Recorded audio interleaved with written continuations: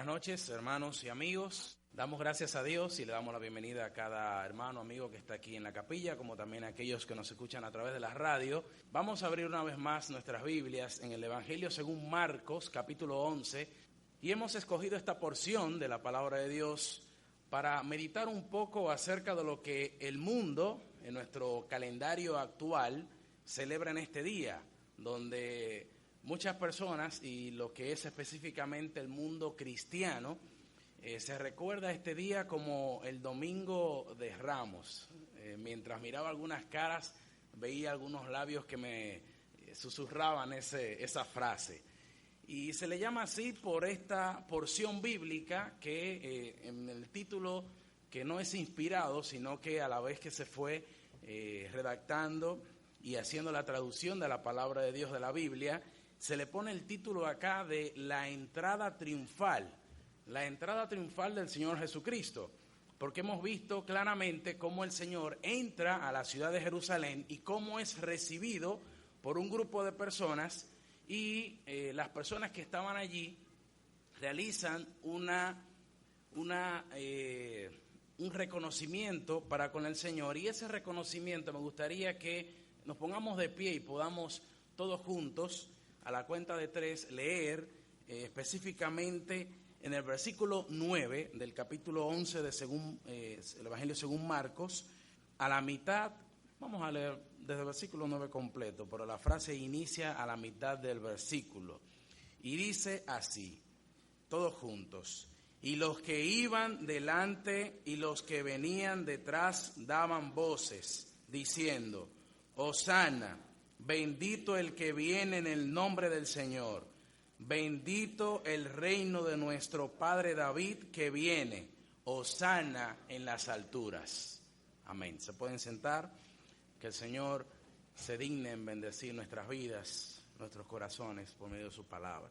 Esta es la entrada triunfal, y mientras meditamos en esta porción podemos considerar una secuencia de lo que es esta porción bíblica, una secuencia de los hechos que están sucediendo en esta porción de estos 11 versículos, que hay muchas cosas que podemos aprender allí.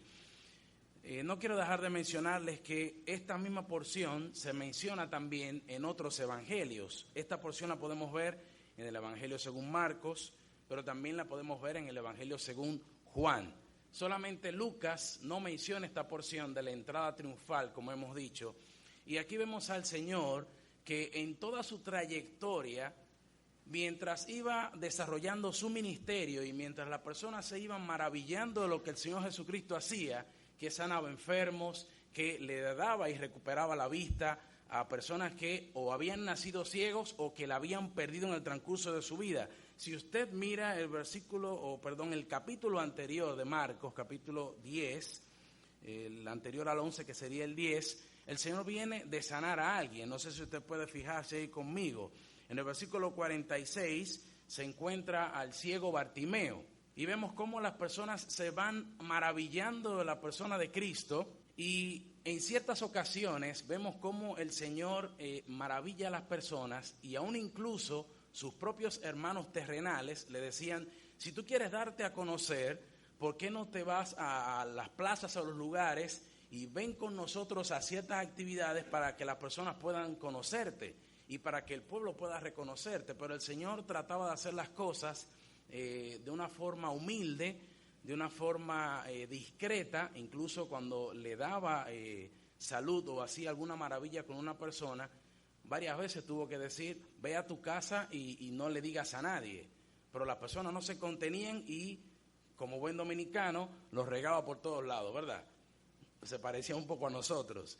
Pero el plan del Señor era venir de una forma discreta. Si bien ya las profecías bíblicas en el Antiguo Testamento mencionaban que venía un rey, que venía un profeta, que venía uno que se iba a sentar en el trono, y ya lo hemos leído, que el pueblo vociferaba y decía: alabado sea Dios, porque ha venido un rey, un descendiente de nuestro padre David, según dice el versículo 10, y bendecían el nombre del Señor. Es la primera vez que el Señor se muestra como ese rey que el pueblo verdaderamente esperaba, un pueblo que estaba bajo el yugo del pueblo romano, y que no eran libres verdaderamente, muy similar, ¿no?, a lo que es la vida espiritual de un ser humano que está esclavo del pecado.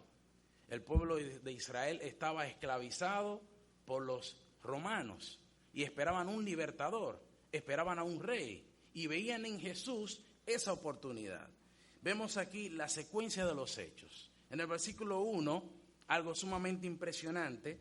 El Señor está allí con sus discípulos y van llegando a Jerusalén, y antes de llegar a Jerusalén están allí frente al Monte de los Olivos, y Él envía a 2 de sus discípulos, que en total sus discípulos eran 12, lo vimos al final de la porción en el versículo 11, cuando Él sale a Betania con los 12. De los 12 toma 2. En ninguna de las 3 porciones, tanto en Mateo, en Marcos, en Juan, no se especifica quiénes eran estos 2 discípulos de los 12 a quienes el Señor envió. Pero lo que llama la atención es que no envió uno solo y no envió 3, sino que envió 2. Y es lo que en otras ocasiones el mismo Señor había hecho. Lo hizo cuando envió 70 de los que le seguían para salir a predicar, y los envió de 2 en 2. También más adelante, si usted ve en este mismo evangelio o en otro de los evangelios, cuando iban a preparar la Pascua, cuando iban a preparar ese lugar para ellos tener la cena en ese momento especial, envió 2 de sus discípulos.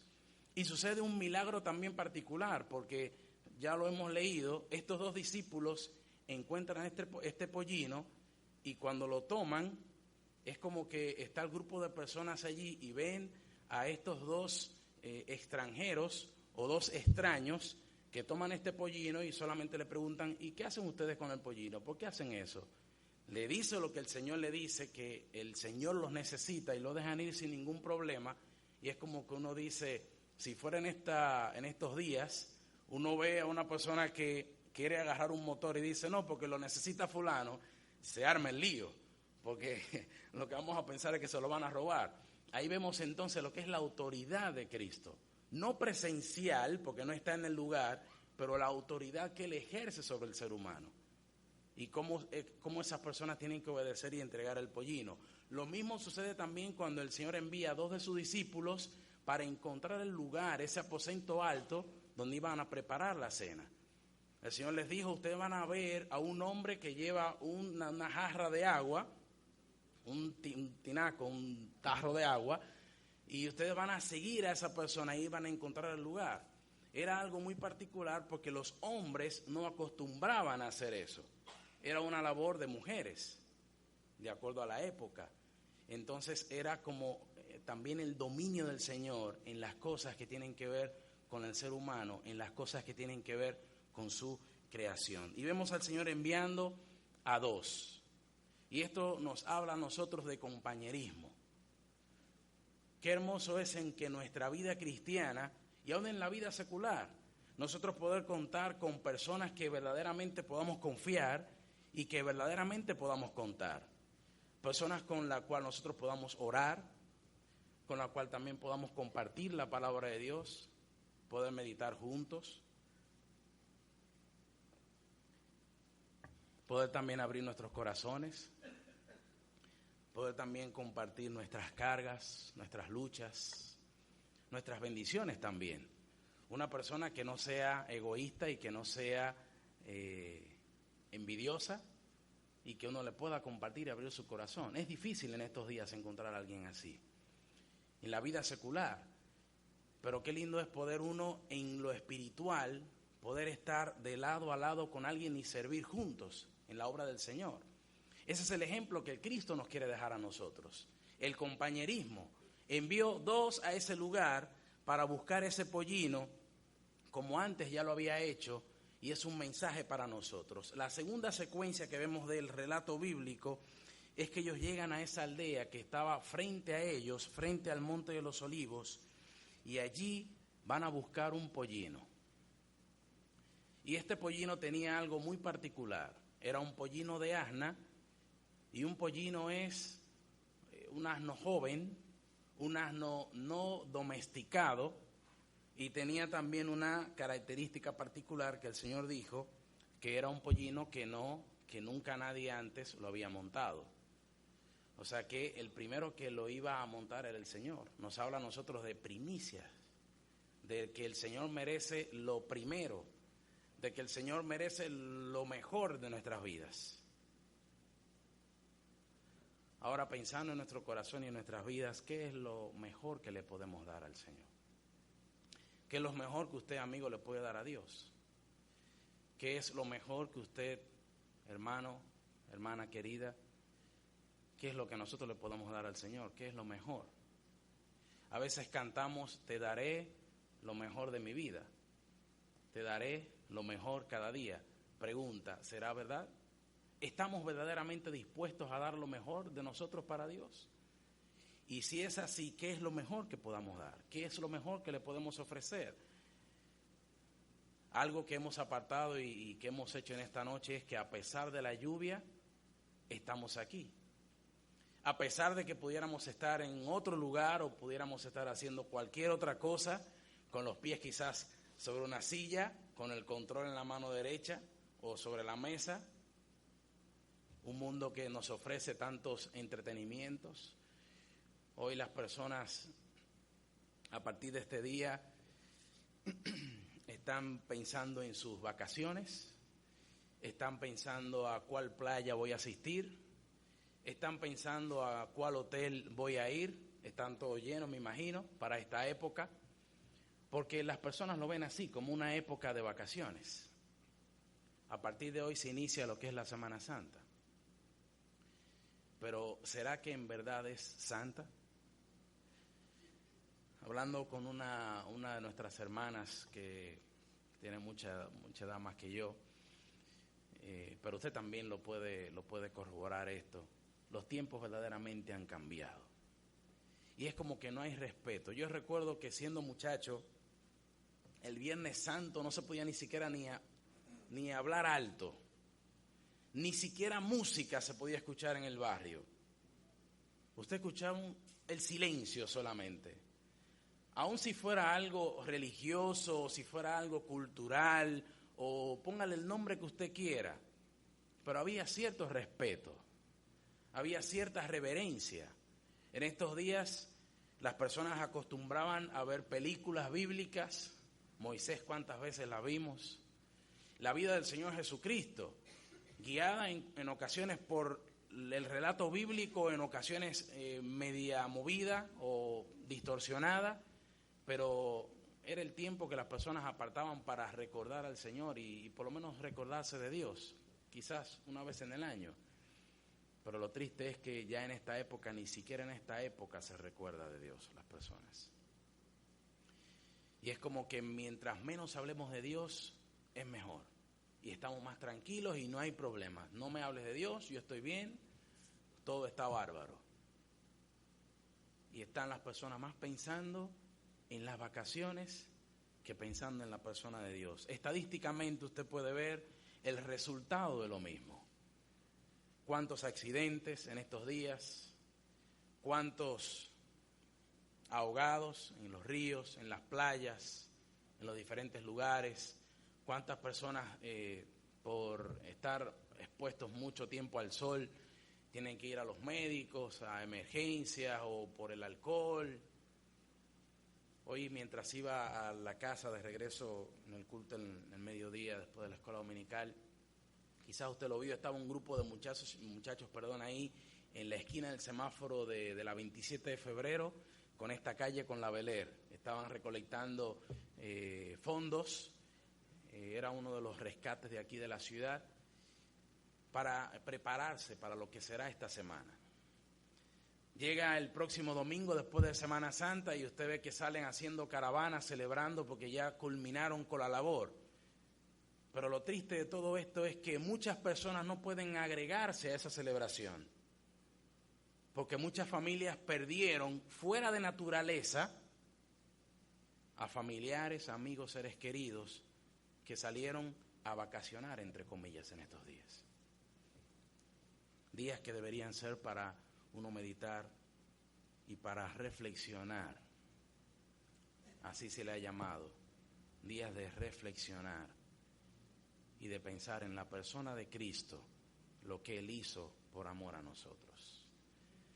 Tengo en la memoria muy fresco una Semana Santa, o cuando no era creyente, hace unos años ya, viendo una de las películas del Señor Jesucristo, cuando le azotaban, cuando le golpeaban, la forma en que fue enjuiciado, un juicio veloz, precoz, rápido.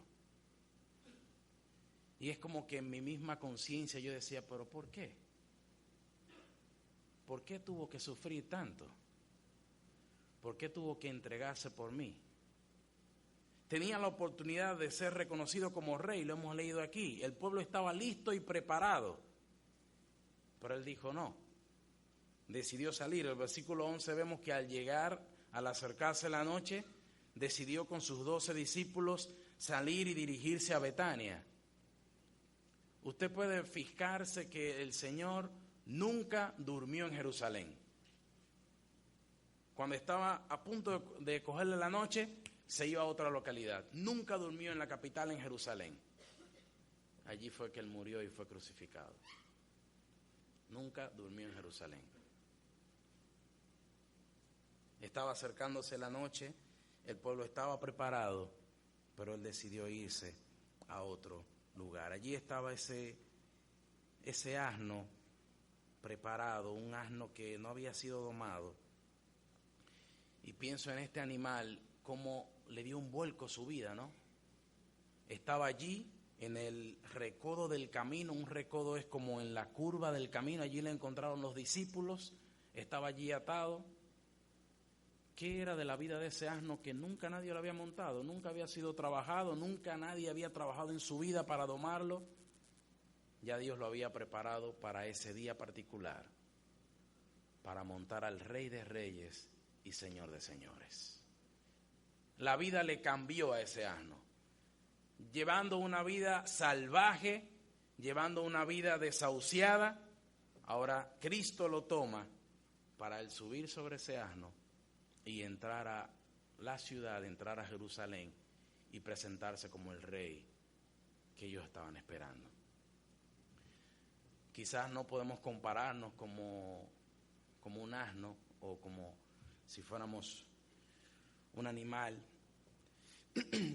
pero la verdad es que cuando Cristo llega a una vida, indiscutiblemente la cambia. Y eso fue lo que experimentó este asno. Su vida cambió. Para siempre cambió. No nos habla la Biblia qué sucedió con él después, pero sí estaba preparado para esa hora particular. Y amigo, Dios tiene un plan particular para desarrollarlo en tu vida. Así como la quiere desarrollar en mi vida y en cada uno de los que estamos aquí y en cada uno de los que escuchan a través de la radio, Dios quiere cambiar nuestras vidas. Una vida sin sentido, una vida sin propósito, y darle sentido y realidad a tu vida. Eso es lo que Dios quiere hacer. Nos habla de cambios.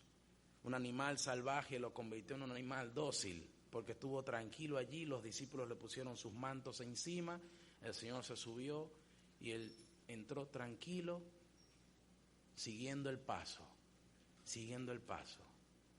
cumpliendo su propósito. Ya estaba escrito en Zacarías capítulo 9, versículo 9, que esto iba a suceder así. Mire usted si ya ese asno estaba preparado de hace muchos años atrás. Y la palabra de Dios nos habla de la siguiente manera en este pasaje de la Biblia. Zacarías 9:9 dice: alégrate mucho, hija de Sión, da voces de júbilo, hija de Jerusalén. He aquí tu rey vendrá a ti, justo y salvador, humilde y cabalgando sobre un asno, sobre un pollino de asna. Ya la profecía estaba escrita. Y de esa misma manera se cumplió. Todo lo que estaba escrito del Señor Jesucristo se cumplió a cabalidad. Nos habla a nosotros de que Dios nunca falla, de que su palabra nunca falla, de que la palabra de Dios es verdad y que sus promesas son fieles y verdaderas. Siempre se van a cumplir. Lo que Dios ha dicho, nada ni nadie podrá detenerlo. Nada ni nadie podrá evitarlo. y ya se había escrito así, que el Señor lo iba a hacer de esa manera, y así se hizo porque Dios ya lo había hablado. Las personas en la aldea entregan el pollino a desconocidos. Nos habla a nosotros de la autoridad de Jesús, ya lo mencionamos. Jesús no estaba allí presente, pero ya su autoridad, su poder había caído sobre la conciencia de esas personas para entregar ese pollino a unos desconocidos. Y se lo entregaron sin pagar precio, porque no dice el pasaje bíblico que tuvieron que pagar un dinero. Se lo entregaron gratis, sin problemas, porque el Rey de Reyes lo había ordenado, lo había establecido así. Allí está la autoridad de Jesús, porque Él es el Señor, Él es el Rey. A partir del versículo 7 hasta el 10, vemos la acción de los presentes. He pensado mucho en las personas que estaban allí presenciando esto que estaba pasando. Allí están los discípulos que ponen sus mantos sobre el pollino, y luego hay personas que toman también sus mantos y los tiran en el camino, y también cortaban ramas de los árboles y la tendían sobre el camino y recibían al Señor. En este día, no sé si usted se encontró personas con algunas ramas en la calle. La religión católica suele realizar ese tipo de actividad. Recuerdo que en mis tiempos de alumno en un colegio católico, nos hacían asistir de una forma prácticamente obligatoria a ese tipo de actividades. Y lo que muchas personas hacían es que esta rama la convertían en una cruz.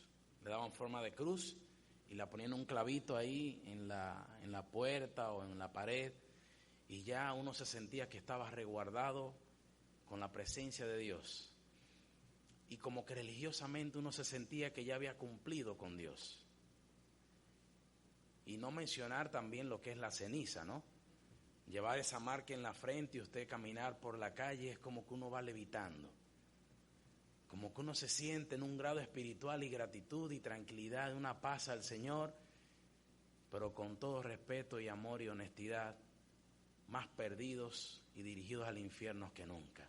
Porque dice la palabra de Dios que la sangre de su Hijo Jesucristo nos limpia de todo pecado, y que el que cree en Cristo Jesús tiene vida eterna. Pero el que rehúsa creer en Cristo, la ira de Dios está sobre él. Solamente creer en Cristo Jesús, solamente es abrir el corazón a Jesús, es solamente reconocerle a Él, no reconocer a nadie más. No hay que hacer actos religiosos, no hay que hacer actos que usted tiene que ir de rodillas a un lugar y hacer una promesa y cumplir. Es abrir su corazón a Cristo, es aceptar a Jesús como su Salvador, es reconocerle a Él como el Señor de su vida. Es por fe aceptar a Jesús y reconocer que la sangre que Él derramó en esa cruz es efectiva para perdonarle. Allí está la multitud. En Marcos, que es el pasaje en el que estamos, nos habla de que hay mucha gente allí reunida. En Mateo dice literalmente que había una multitud muy numerosa, el grupo de personas allí. Pero en Juan dice que había una gran multitud, que habían grandes multitudes. Nos quiere decir que había un número muy grande. Y pensando en el grupo de personas que estaban allí, que echaron sus mantos, que cortaban las ramas y que daban voces, podemos ver allí tres tipos de personas. Podríamos señalar varias personas, pero tres tipos de personas para finalizar y pensar posiblemente en cuál de esas personas nos identificamos y en cuál corazón podemos nosotros vernos en las personas que estaban allí. Tres tipos de personas. Primero, los que eran meramente espectadores. Hemos visto que un grupo de personas vociferaba Hosana, que quiere decir salva ahora. Hosana, bendito el que viene en el nombre del Señor, bendito el reino de nuestro Padre David que viene. Hosana en las alturas. Muy posiblemente no todos los que estaban allí vociferaron. Un grupo posiblemente estaba allí viendo solamente lo que pasaba y seguía la multitud. Me imagino que ver esta acción de las personas que tenían envidia del Señor, porque dice la palabra que por envidia le entregaron, al ver esta acción de que muchas personas le seguían y le estaban reconociendo como rey, es como que su envidia se aceleró más. Porque así mismo como esta multitud estaba reconociéndole a él como rey, esta misma multitud en esta misma ciudad de Jerusalén, más adelante, tuvo que decir, crucifícale. Las mismas personas que les reconocían a él como rey, más adelante tuvieron que decir, crucifícale.